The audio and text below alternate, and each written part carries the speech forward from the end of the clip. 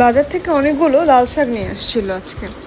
তো লাল শাকের টেস্টটা আমার মাঝে মাঝে একটু কেমন যেন গো ঘেঁষা টাইপের লাগে। তো ভাবলাম যে গতানুগতিকভাবে রান্না না করে একটু অন্যরকমভাবে রান্না করি।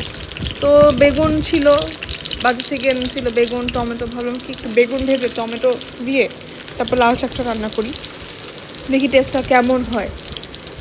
এক্সপেরিমেন্ট অ্যাকচুয়ালি ভালো হবে না খারাপ হবে আমি জানি না। সো ওইটা ভেবেই আর কি লাল শাকটা একটু বেগুনগুলো ভেজে নিয়েছি লাল শাকের জন্য। এই যে একটু হলুদ লবণ দিয়ে ভেজে নিয়েছি। বেগুনটা ভাজা ভাজা হয়ে আসলে খানিকটা আমি বেগুনটা তুলে রাখবো। তো তেল যতটুকু দিয়েছিলাম পুরোটাই বেগুনটা চুষে নিয়েছে তেল।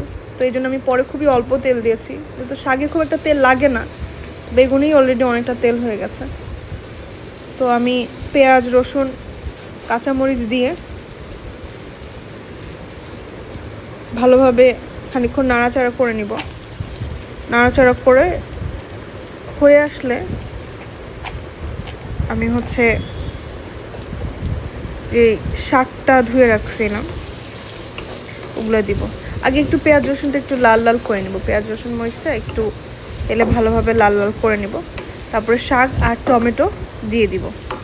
তো শাক আর টমেটো দিয়ে কিছুক্ষণ জ্বালানোর পরে এরকম একটা খুবই সুন্দর লাল রঙের একটা লুক আসছে। এটা কিছুক্ষণ হওয়ার পরে আমি এই যে ভেজে রাখা বেগুনগুলো এখানে দিয়ে দিচ্ছি। ভেজে রাখা বেগুনগুলো দিয়ে দিব। ভেজে রাখা বেগুনগুলো দিয়ে আমি বেশ কিছুক্ষণ নাড়াচাড়া করব।